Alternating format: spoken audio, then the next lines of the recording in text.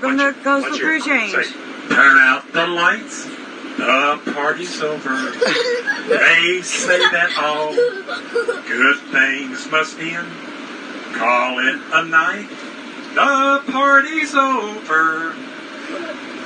You need to go on American Idol. Johnny as Papa. But you gotta do the Coastal Crew Change.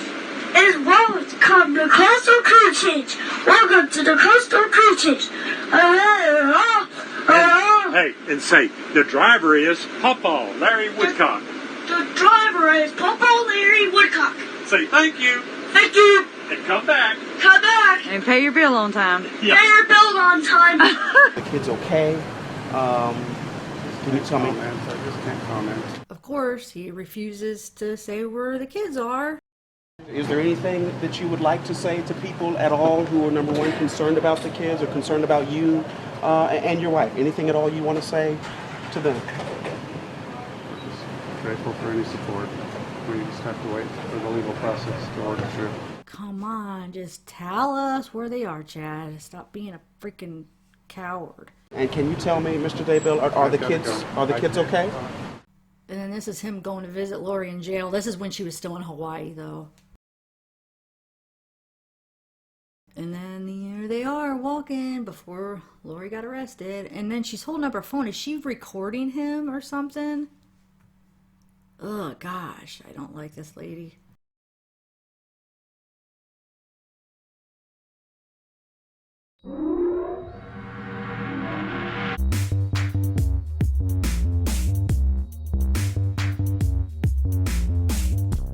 Hey guys, welcome to my channel.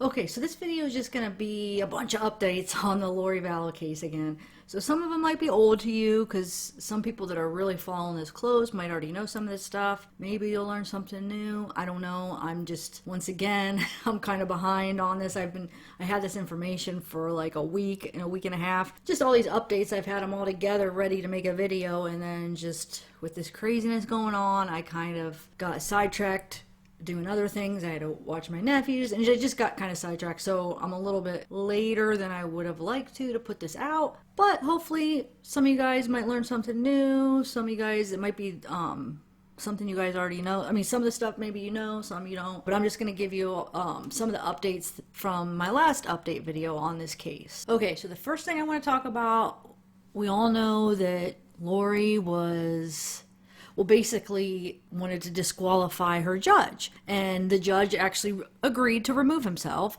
So she did get a new judge. Her name is Michelle Radford Mallard, which I'm hoping this judge is actually more strict than the original judge, because I didn't like that the original judge lowered her bond, her bail. So I think that her bad karma is going to come to get her on this one, and that this was a bad mistake to request a new judge. But it said that Laurie argued in court filings that Edens, which was her old judge, presided over her separate civil child custody case that predated the criminal charges. So she said that involvement in the earlier case creates a conflict or bias that could infringe on her right to a fair trial. But the thing is they have a law, I guess, in Idaho that they could request to have the judge removed one time without a reason anyway. But I mean, she did give a reason. So Idaho Criminal 25, you could disqualify a judge without cause. So even if she didn't have that reason, she could have disqualified him. But so he removed himself. So now she has Michelle Radford Mallard. Okay, so that's one thing. And then 2 of her attorneys quit, which I'm still not sure why. I wish we would find out why, but if anybody knows, comment below if you know why. Her lawyers Webb and Edwina Elcox withdrew. So it only leaves Means as the sole legal representation. I'm not sure if she's getting anybody else. If anybody knows if she's getting any other lawyers. Well, is it maybe that she couldn't afford all 3 lawyers? I mean, she could, but maybe she didn't want to spend the money. But no, this is her life she's talking about. She would probably want the best lawyers because, I mean, she could go to jail forever if they don't win. So I'm not sure why. But I mean, I guess it doesn't surprise me because she seems like she'd be hard to get along with. So maybe they just had a disagreement. They just couldn't see eye to eye on things. So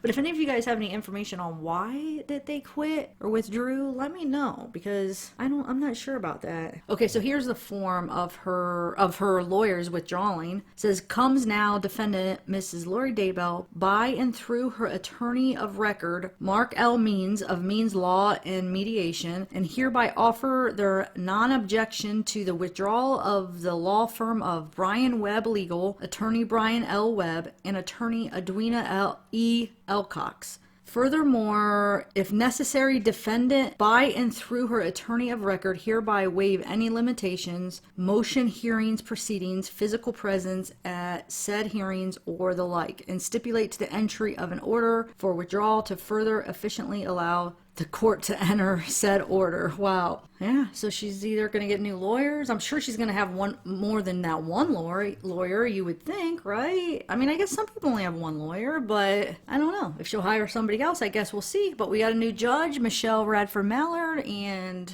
we'll see how that works. But I think with Karma, I just feel like we're going to be happy with her disqualifying the old judge. And I feel like this judge is going to be harder on her. I hope. Let's just pray, because she doesn't deserve any leniency or any breaks, because it's just ridiculous. Man, it makes me so mad when I think about how she just won't even show us her kids. Just take a picture, okay? If you're so afraid that the government's going to take your kids away from you, then show us a picture to show us they're all right. I mean, Tylee's almost 18, so another year she'll be on her own anyway. She won't have to, be with anybody. She'll be an adult, and JJ would be with his grandparents. So what is she worried? The government wouldn't take him.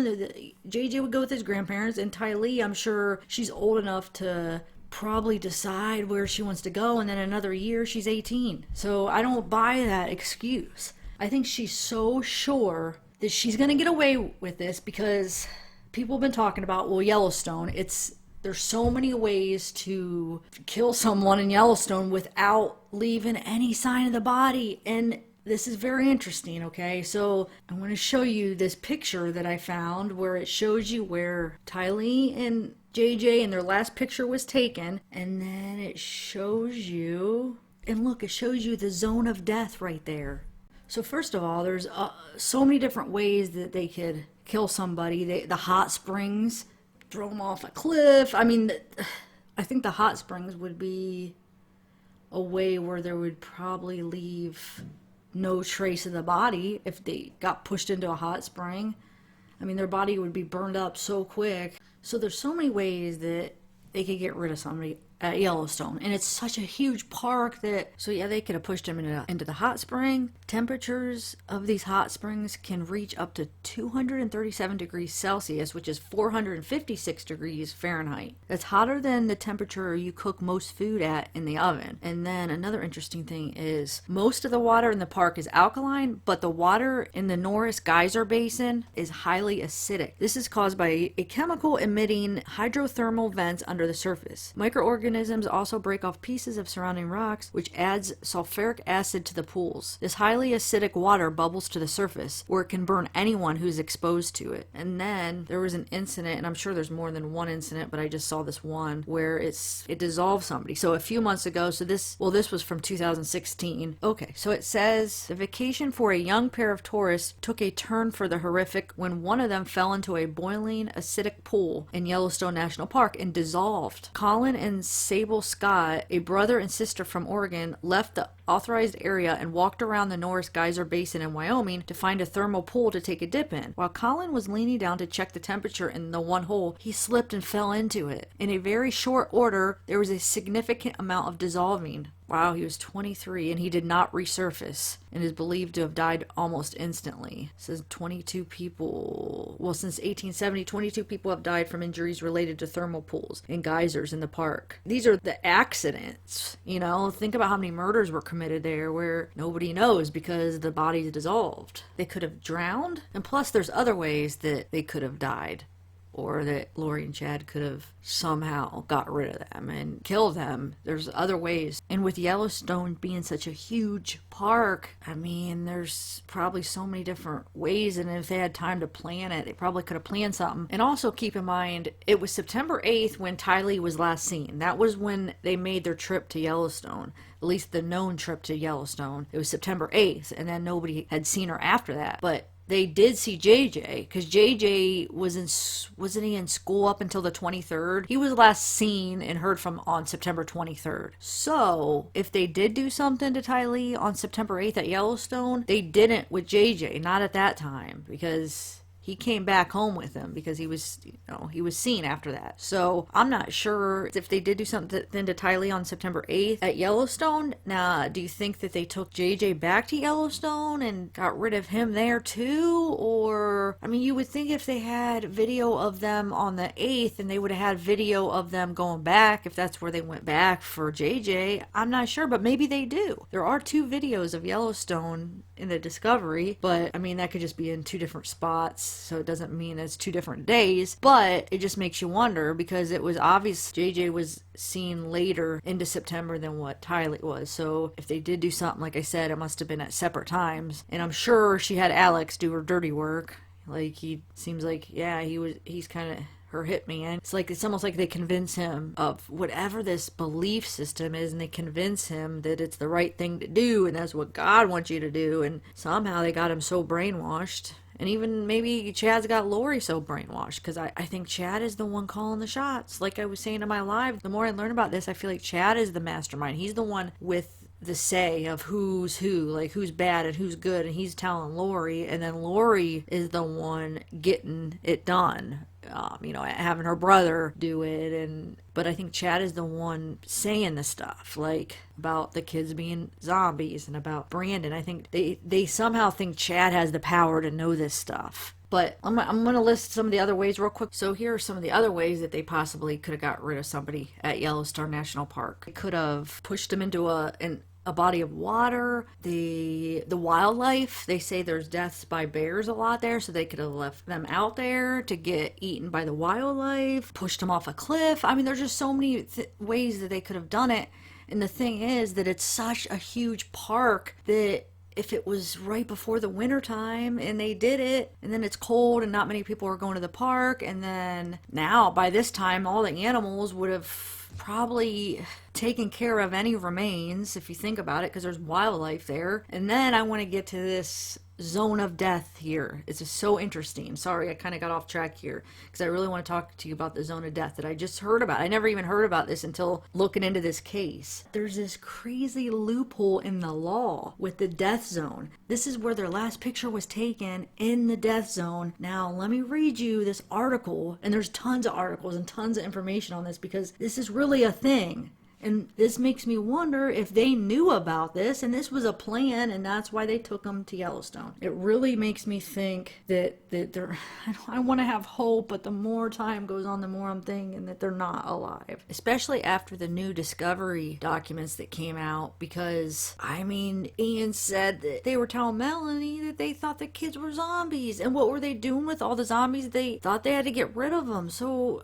after hearing that, I'm like, oh, this does not look good. This does not look good. It basically took away the little bit of hope I had left. I had a little bit, just a little bit of hope that maybe they were okay, but after hearing that, I feel like I don't really have any left now. And it's just, it just makes me hate her so bad. Like, it's not even, and Chad's just as much to blame, especially after seeing that was most likely him at the storage unit. He was involved with this day one. He's involved in this with the kids. He and Tammy, so he's just as guilty. I'm sorry. The more I think about it, I think he has more say in it than we realized. I used to think, she was calling the shots, but I think he is calling more of the shots than we realize. I mean, they're both to blame, but I feel like the more that I learn, the more that I do think Chad is involved. The more that I feel like he does have a bigger part in it than I originally believed, is what I'm saying. Not that she has her own twisted ways with her husbands and getting rid of them, and she already had a past of doing that. Wow, I got sidetracked again. Okay, so I'm going to read you the article about the zone of death right now. Here we go. This article I like because it kind of set up a hypothetical situation. So it says, let's imagine Daniel and Henry are vacationing in Yellowstone National Park and set up in the 50 square miles of the park that are in Idaho. Unlike most of the park, which is in Wyoming, they get into a fight and Daniel winds up killing Henry.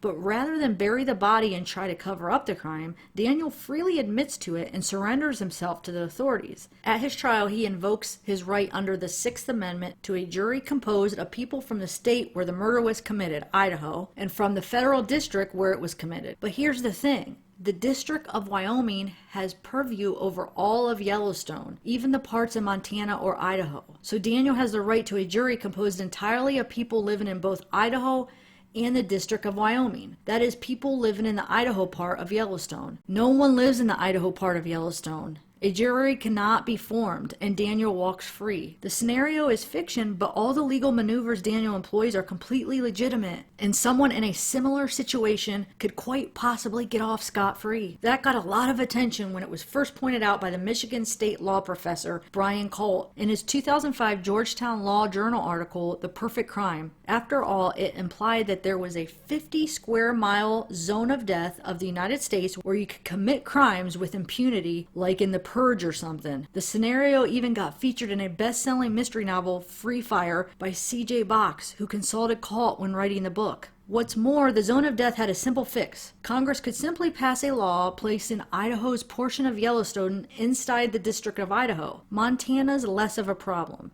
since a handful of people actually do live in its part of Yellowstone and can be summoned as a jury. But Congress might as well give Montana's portion of Yellowstone to the District of Montana too. So Colt set about trying to get Congress to do just that. 9 years later, the Idaho loophole persists. And it wasn't because Congress just didn't hear about it. Several members became aware of the loophole. And then it explains, here's the story of how Congress managed to leave a 50 square mile zone of death standing despite it being known for nearly a decade. So let's say they're trying to commit the perfect murder. Chad and Laurie are trying to plan this. This is not a secret. There's books written on it. And they live in Idaho, so they're probably aware of the zone of death. So what if they took this into consideration? And like I said, somebody figured out that last picture, I don't know how they figured it out, but that last picture was in the zone of death. So even if for some reason they would find the bodies or find out that happened there, let's say they got so desperate that they couldn't deny it. I mean, I know right now they're just trying to deny it. They're okay. But let's say it comes to the fact where it's like, okay, if you don't produce them, then you're going to be charged with murder. What if they bring this up and it's like a law thing, a legal thing, and they get away with murder? But not Tammy's murder, because hopefully they'll be able to find out what they did to Tammy. And at least we know Laurie was involved with that too. But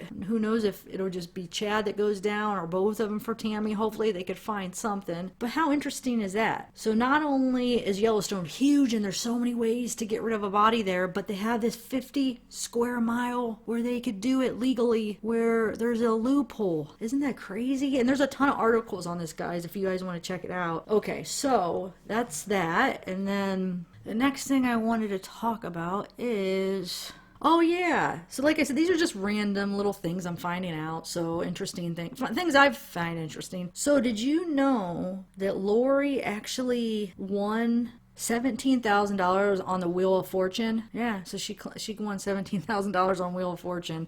It's just a little interesting fact. And then, oh yeah, so this is interesting. So there's some emails dated back before Tammy died. Emails from Chad to Laurie. So one of those emails gives these instructions to Laurie. Okay, so 7 missions to accomplish together. So Chad was emailing Laurie a bunch of crazy stuff before they got married, before Tammy died and all this stuff.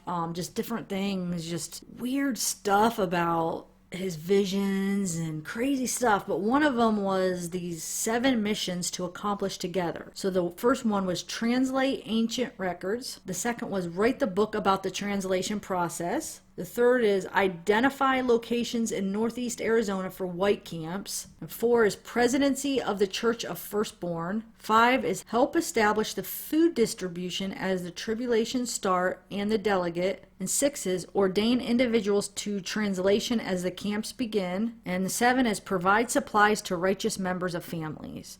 And Julie Rowe has a quote here where she says, he thinks that he has some kind of priesthood authority or sealing power that has been given to him to perform ordinances that one day will be on the earth but are not now. And he has no business messing with any of this, said Julie Rowe. And then another interesting thing that I came across here is it says, and a few articles talk about this, but Daybell reportedly worked as a gravedigger more than 28 years ago while attending Brigham Young University in Provo, Utah, owned by the Church of Jesus Christ of Latter-day Saints. A 24-year-old Daybell first spoke with the newspaper in 1993 after his younger brothers, Paul Daybell, then 21, and Matt Daybell, then 19, also took jobs digging graves at the same cemetery in Springville, Utah. They were pursuing their undergraduate degrees at BYU too. I would consider digging, now this is a quote, so Chad says, I would consider digging graves my first real job. I like the exercise and flexible hours. It lets your body work while your mind rests from school. So Chad graduated with a journalism degree from BYU and quit the Springville Cemetery to pursue writing. Daybell was later rehired to maintain the church property, including graveyards. And this is another quote by him. He says, sad times are always when you have to bury babies. That's always a poignant moment, Daybell said in 2001. He also called cemeteries fertile ground for stories, describing times he felt haunted and one instance of digging up a grave so a mortician could retrieve a wedding ring from a body. Then Chad says, I couldn't really exaggerate or fabricate any of these stories. They're just too bizarre, he said. Daybell went on to publish a book about his experience as a gravedigger titled 1 Foot in the Grave, Secrets of a Cemetery Sexton. Just another little fact. Chad and Tammy Daybell got married in 1990 in Manti, Utah, where the couple founded Spring Creek Book Company. Daybell worked off and on at several cemeteries for years before he and his wife moved to Idaho in 2015. And then, okay, so this is another thing that I found on a Facebook group. It seems like this is supposedly from one of Chad's daughters and somebody else, the messages. So it kind of cuts into a message before and was planned several weeks in advance. So I don't know what that's referring to, but then it says, the kid's situation is complicated, so I'm not supposed to say too much about it. But it really boils down to a super nasty custody dispute. Laurie is protecting the kids from people that are actually monsters. Luckily, now that it is in court, we can address the lies head on. Anything we say or do outside of court gets twisted horribly, which is why we just stay quiet for now. But our side will be heard. So it is complicated, and I hate how twisted things have become and how nasty people are. But eventually things should work out. Sorry about how long that was. Thanks for letting me vent a little, haha. And then the person responds, oh my gosh, this puts it in a whole other perspective. So the kids are alive despite all the rumors? I've been super involved in this case because you guys are basically my family. And I've been doing my best to defend you guys. I'm just concerned about all the recent deaths, the change to your mom's life insurance policy so soon before her death, and so much more. I've seen and heard so much and have so many questions. I also don't understand why she doesn't just say the kids are safe and present them to the police, then move them somewhere else. And then she responds, yeah, I'm not sure why they don't either, but they have had 5 different attorneys all advise them not to, so I trust there's a reason. The kids are alive and safe. I really can't say more than that right now. It will come out in the courtroom. Just know the rumors are blown out of proportion. There are some horrible coincidences, such as my mom's life insurance and Laurie's brother dying of an asthma attack during all of this. But they really are just that, horrible coincidences. Charles Vala was killed because he was attacking them, and Laurie's brother shot in self-defense. Since we really haven't said anything to the media, it makes sense people jump to the worst conclusions perpetuated by the other side. But we will share our side in more detail when the time is right. So that's that, which I don't believe it. I believe that that's probably what Chad is telling his kids. Because of course he's not going to tell his kids, yeah, we killed Laurie's kids. He's going to lie to them too, because they're not going to be okay with it. So I'm sure he's lying to them, feeding them a whole bunch of lies. And they're believing it because that's their dad. They have no reason not to believe him, you know? But if they... if they are alive, then just take a picture of them and show, or there's a way to prove it. There's no way that they would be spending thousands of dollars on court fees and lawyers just to prove a point. They're too greedy for that, you know? I feel like the whole reason all revolves around money. I mean, the whole reason for a lot of these deaths is for the money. So why would they be willing to spend all these money on lawyers and court fees if the kids are alive and all they got to do is show a picture or somehow show them that they are alive? And then she wouldn't have got arrested. But the fact that they're not showing and they're spending all this money makes me think that they are not around anymore. And they know it, so they don't want to go to prison for murder. So they're spending a lot of money and anything they can to get their freedom back, because otherwise they would just prove the kids were alive. They're just too greedy for the money. I'm telling you, there's no way they would spend all this money to fight something if all they had to do is show them proof, and then they would not have to spend the money. I don't buy that they're willing to spend all that the way that they are with money, because like I said, the whole thing boils down to money, all the deaths and the insurance money. So if they were able to just show the kids somehow and prove that they're alive, and then they would save all the court costs and legal fees and everything, come on, they would do something else. They wouldn't just fight it and do this and spend thousands of dollars. No, only if that's what they have to do because the kids aren't around, and so they can't produce the kids. They can't show that they're safe because they are no longer here, which I know is sad, but it's just, I don't know, I'm really starting to think that I'm starting to lose any of the little bit of hope that I had, because I did still have a little bit of hope, because just how confident she was that they were saying, you know, just how, nope, you'll see, you know, just how she was acting, that she was so sure they were alive. It's just, I guess she fooled me. It made me think, well, she can't be so confident. They must be alive. But no, people do that all the time. I mean, look at Megan Boswell. I mean, she kept saying, "Yep, I really think she's alive," and look, they found her, you know, and she wasn't alive. And I'm pretty sure Megan was behind it. I think Megan and Hunter had something to do with it. I really do. I feel like definitely Megan, I think, was the culprit. Was the one that I feel was the one that did something, and maybe her mom helped her, but that's a whole nother case. But I'm just saying, she kept saying, "Yeah, I think she's alive," and she knew very well that she wasn't. So I guess I kind of got fooled by Laurie's confidence that they were okay. But I mean, I still have a tiny bit of hope, but it's just not as much as I did before. So I guess we'll see. Let's just, oh God, that would be awesome though, if a small amount of hope, if they really are okay. But I just hope that if they did do something to these kids, that they get punished, that they do not get away with it somehow. And that's what I'm worried about. Well, I'm more worried that I hope the kids are okay. Like I said, that'd be awesome. But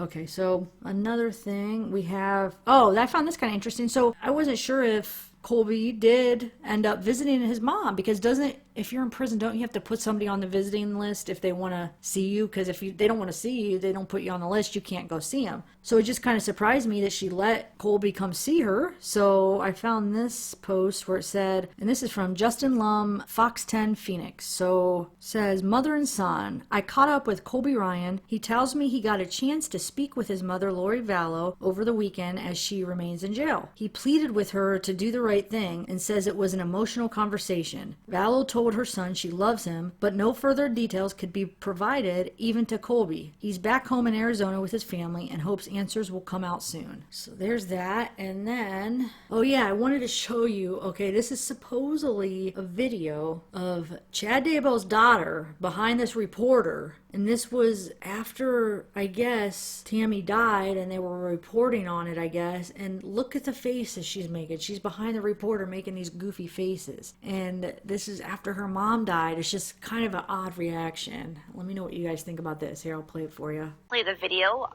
You can see the woman pulling up behind me. I later learned after that live shot that this is Chad Daybell's daughter. She asked me to stop reporting on the story, where I had to tell her I was in my rights to do so. Well, okay, and just watching that on there, it just kind of is a little bit surprising. The mood really doesn't reflect the seriousness of this case. Well, I didn't know what faces she was making at the time, but when I later went back and watched the video and saw that, I was in shock as well. Yeah. Like, I was just surprised to see someone behave that way. All right, thank you so much, Ariel.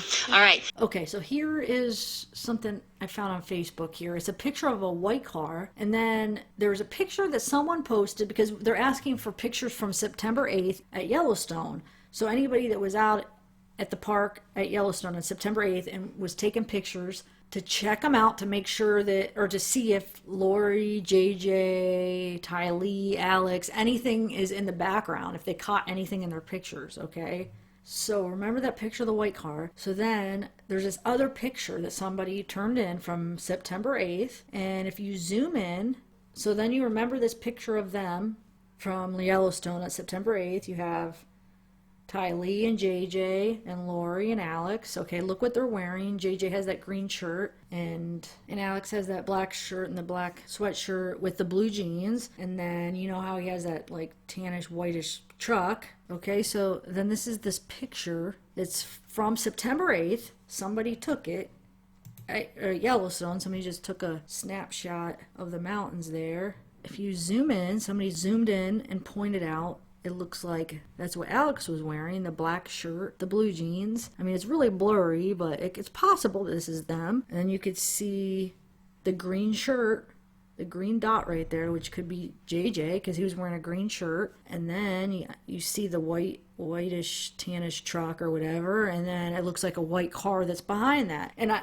forgot to mention the white car that I showed you the picture of. Somebody posted this on Facebook and said that Ian, Melanie, which is Laurie's niece, Melanie, because I know there's two Melanies in this story. There's a Melanie Gibb, which was the one from Preparing a People that they did a podcast with, but then there's Melanie, her niece. She married Ian, so her husband Ian, I guess, posted this picture of a white car outside his house. So I guess what they're trying to prove that they have a white car. Melanie and her husband have a white car. So if you look in this picture, you see the truck, which looks like it could be Alex's truck, and then you see a white car behind it. I mean, it could be that Melanie and Ian were there with them, and that really is them right there. I mean, it's likely that could be. Doesn't it look like somebody wearing like a black shirt and sweatshirt with blue jeans right there, and then that you see the green, and you could tell that the green is somebody shorter because it's shorter. So that could be JJ, and you can't really make out anything else. But so that was in Yellowstone on September 8th. So, I mean, I don't know what that proves right there. I mean, it's just showing. It's just kind of creepy knowing that might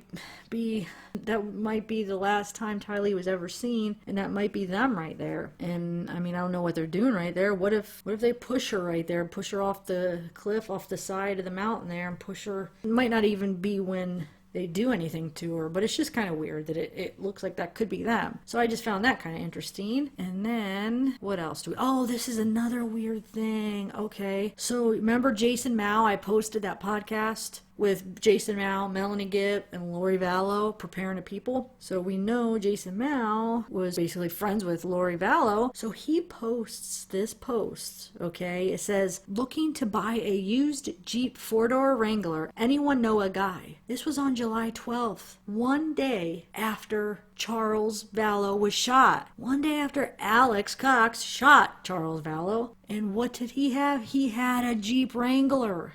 Is that just a coincidence? One day after that, he's posting, looking to buy a used Jeep 4-door Wrangler. It's a weird coincidence. I don't really believe in coincidences, so it makes you wonder. Oh, somebody emailed me a couple videos we have, and thank you for the email, guys. You guys are awesome. People email me information and videos, and so thank you. That helps. I mean, you guys find some interesting stuff. So somebody emailed me this video of Laurie and her friend singing karaoke, so I'm going to play you that.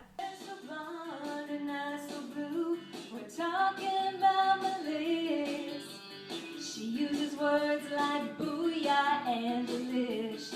So true. She's got style, she's got size, and married a handsome guy.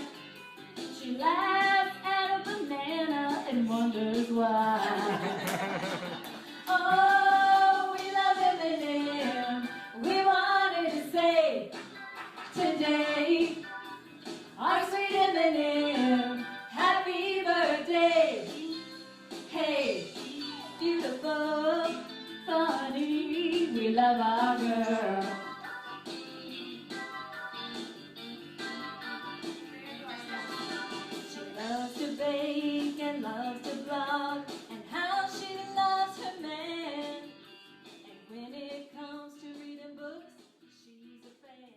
Okay, so another interesting thing I found here. Do you guys remember Annie Cushing? Annie Cushing is Joseph Ryan's sister, and Joseph Ryan is Laurie Veloz's third husband, the one that died of a heart attack in 2018, and nobody found his body for 3 weeks after in his apartment or house or whatever. 3 weeks. Nobody found him. How crazy. And then when they did find him, Laurie didn't even tell Annie. She didn't even call Joseph's family to tell them that Joseph died. I mean, how evil is that? But anyway, I found this post. And yeah, Joseph Ryan is Tylee's father. And he's also the guy that Alex threatened to kill. And Alex attacked him with a stun gun and tased. Oh no, tasers are different than stun guns. But basically used a stun gun on him and tried to use it again on him. And Joseph got away and then threatened to kill him. And there's a police report. Joseph filed a police report. So anyway, people are thinking that his death might be suspicious. Like maybe Alex has something to do with his death too. Supposedly it was a heart attack and he was cremated, so they can't do another autopsy to see, but it just doesn't look good. The year before that they killed Charles, then Joseph dies, and that supposedly Laurie got the insurance money from Joseph. Somebody said $1 million from Joseph's life insurance. And now this, I'm not sure if this is rumor, if this is true, but somebody said that she had to split it with Tylee when Tylee turns 18, which is another motive to get rid of Tylee. Think about it. Tylee was 17. She was going to turn 18. Well, she just turned 17. So in another year, if this is true, she would have had to give Tylee half that insurance money. Plus, like Randy brought up months ago, that he thinks that it's also because she witnessed what happened to Charles, so she knew more, and they were afraid maybe she was gonna say something or not be able to handle the pressure when they start questioning her, because she's younger and innocent and probably isn't good at lying and doesn't want to lie, and her mom was probably trying to get her to lie about what happened. Maybe they were nervous that she was gonna not be able to do it, and just tell the truth. And also, maybe she even came to Laurie with second thoughts like, Mom, I can't do this, I can't lie. Who knows what the situation was? But there's a couple different motives, I feel like, that why she would have done this, which is makes me so mad. Okay, so there we go, rambling, getting off track again, which happens often. I'm sorry, guys. So here is the post from Annie Cushing. Annie talks about trying to get a case opened about her brother dying. So here's this post. She says, for all of you who reached out yesterday about the article that stated Phoenix Police Department had been asked by the FBI to reopen the investigation into my brother's death, that article is wrong. The FBI did not ask PPD to reopen the case.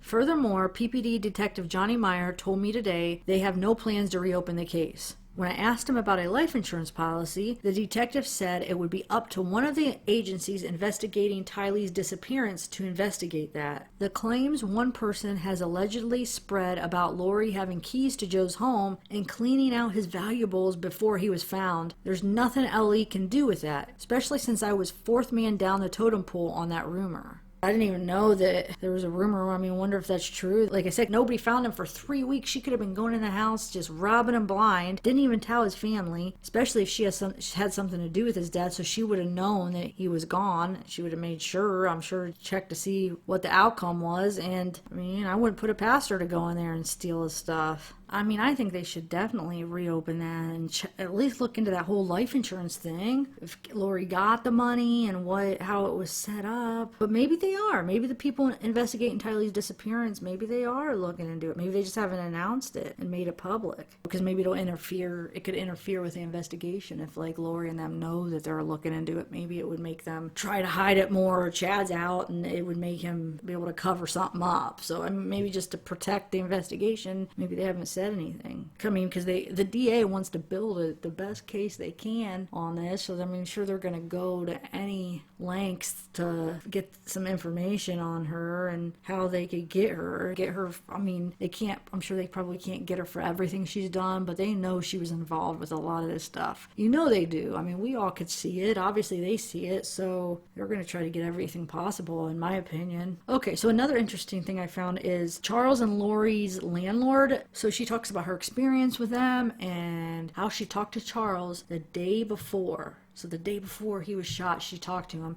and was actually supposed to meet with him that morning to find Charles a place to live because it wasn't working with him and Laurie. So let me read you this article, or not this article, but this, let me read you this post that they posted. It says, I've known Laurie and Charles since they moved to Chandler many years ago. We rented them the first home they lived in for around 5 years before moving to Kauai. I'd say we were good friends. My family visited them, Charles, Laurie, Tylee, and JJ, in Kauai. When they returned to Chandler, Charles and I had several conversations during Laurie's disappearance, February 2019. He came to my house and cried, telling me he's so sad and that he can't believe she just abandoned JJ. A few text messages followed, and then they resurfaced as Charles tried to make the marriage work. We then rented Charles and Laurie another home in June 2019, where Charles was murdered July 11th. So that's the home that they rented. They rented them in June. So they were, well, Laurie said only 3 weeks they were there, and then that happened. So it says Charles and I were texting the night before on July 10th at 7:49 p.m. and planning to meet in the morning to find him another place to live because it wasn't working out with Laurie. That was the morning he was shot. Many very weird events followed. When the neighbors informed me police were at the house and yellow tape surrounded,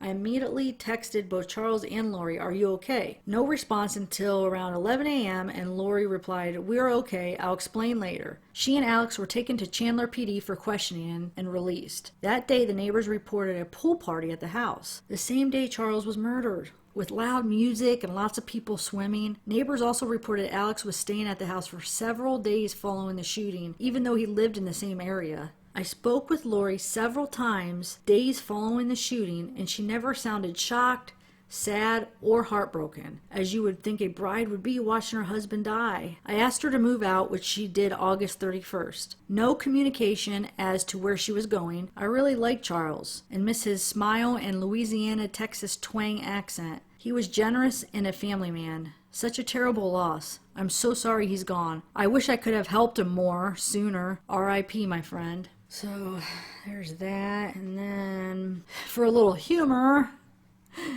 Laurie compared to Twisted Sister. Somebody posted this. Oh my gosh, I love it. And here's a video I'm sure a lot of you guys have already seen, but it's the one with JJ playing in the yard. I've seen this earlier, but I never saw, well, until a few weeks ago I saw the one where I saw this one where you could actually hear what is being said because somebody pointed it out and you could kind of make out what's being said. So I found that kind of interesting. There's more to this video than what we can see. They say they saved it in the first place because they were concerned about JJ's behavior. Now let me show it to you.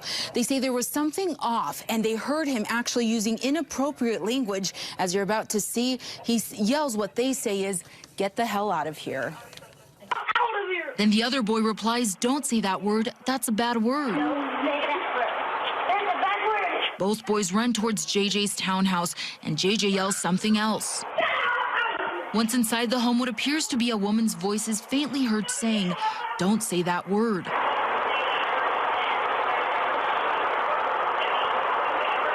Detectives mentioned the video in Laurie Veloz charging documents as one of the last sightings of JJ. He was last seen at school 6 days later. Laurie's Rexburg neighbors declined an on-camera interview, citing fears for their families, but told KSL that Laurie didn't tell them JJ was autistic, something that worries JJ's grandparents.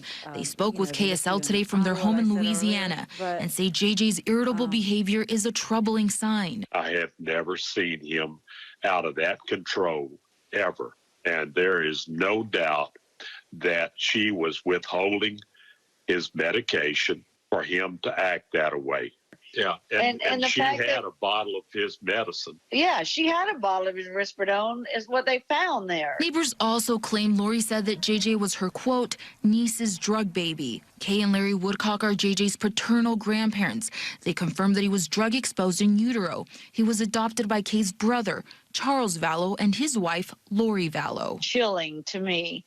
That is her adoptive son, and for her not to even acknowledge him in that way, I can't wrap my mind around it. I can't, and it just scares me. Okay, so here's some messages from, I guess, a friend of Chad is trying to basically stick up for Chad and saying that everybody is getting it all wrong. So here's that. Here it is. It says, "This is false news. I'm very disappointed that such misinformation is being reported. Then where are they?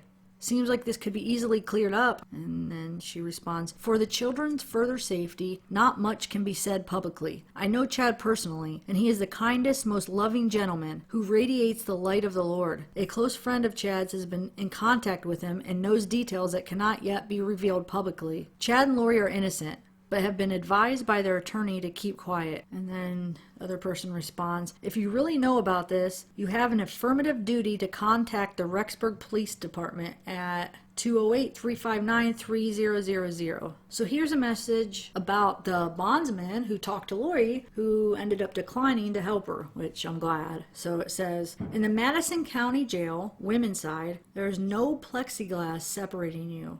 They put you in the same room, knee to knee, to talk. They asked Laurie if she could prove the kids were alive, then they would write the bond to get her out. She was very vague, couldn't give a straight answer. She and Chad both offered to give portions of their movie rights and book shares to persuade them to write the bond. They had horrible feelings and walked away, refusing to get her out. And somebody responds, "You've got to be kidding me. Was it Daniel Kingston? I saw East Idaho News did an interview with her." And then they responded, "Yes, that's my sister. And my old company I left." And then they responded, "Really? Good for her," asking if she can prove the kids were alive. And then they responded, "From an insurance standpoint, it's our job to assess risk. The only way to reduce risk is to know she's not looking at future murder charges. I believe there are only two options. One, the kids are dead and she's going to run to avoid murder charges. Or two, the kids are being held by the cult and she's going to join them in hiding." And then they respond, "I'm so glad she asked that question. I'm glad she wouldn't post bond." Yeah, me too. And what the heck, trying to talk about movie rights and book shares? They're already thinking about that. How selfish and narcissistic is that? Or to just be thinking about, oh, the book shares and movie rights.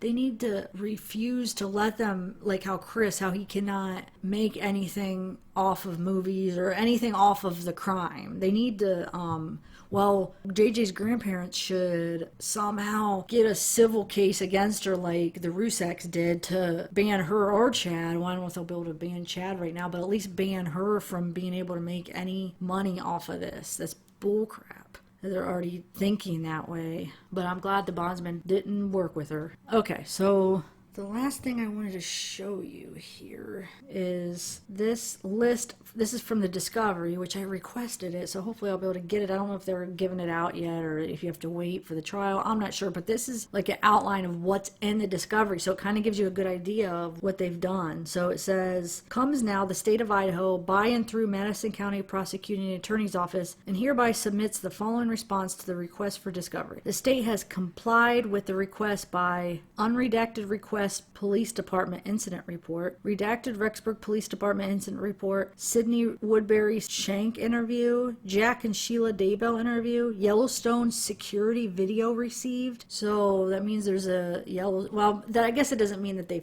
necessarily found them on the video, but they have the videos from Yellowstone, the security videos, so they're probably going through them looking for them. But if they were there that day, you would think they would have to be on video at least once, right? And it says the Idaho Falls Airport security video, Natalie and Ian Pawlowski interview, Yellowstone security video, so there's two security videos from Yellowstone, Melanie Boudreau's interview, Larry and Kay Woodcock interview, Melanie Boudreau interview, Ian Pawlowski recordings, Storage Plus security video, 571 RPD photographs. Then you have the RPD officer Kellen Wetton body camera footage, RPD detective David Stubbs body camera footage, and another David Stubbs body camera footage. Hopefully we'll be able to find some of this stuff. I don't know if they're releasing that or if we have to wait for the trial, but I requested it, so hopefully we will get some information. I mean, we'll be able to see these Yellowstone videos soon. I don't know, maybe we will have to wait till the trial. And then some of these interviews, that'd be interesting. But I wonder why there's no interview with Chad or Laurie on this list. Because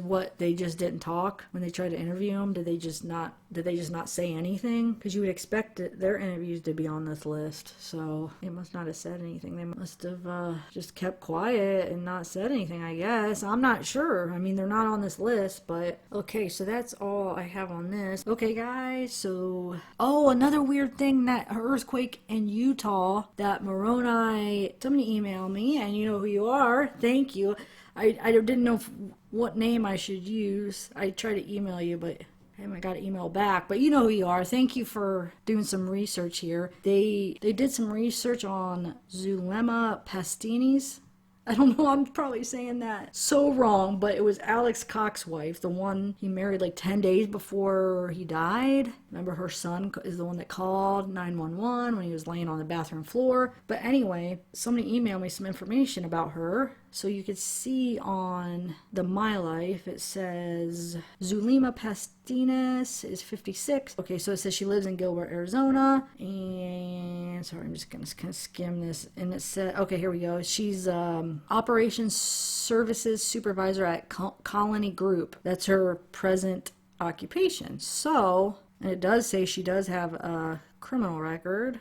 But anyway, so then she sent me this Colony Group, and it says company profile, insurance companies. And then I tried to look up the group or the company or whatever, and it wasn't really so clear on what the company was. So I'm a little confused. I mean, this one says insurance companies, and if you go in, it's like almost like a financial planning type thing. So it just makes you wonder if if it has something to do with like life insurance, and is she the one that did all these life insurances for them? For Chad with Tammy, for Laurie with her husbands. Well, we know that Charles, I think did his, because remember he changed it. So, I mean, but she was probably maybe the one that did Tammy's. I don't know. At least Alex, did Alex have a life insurance? Does anybody know that? And who was the beneficiary in Alex's life insurance? Because she just married him 10 days before.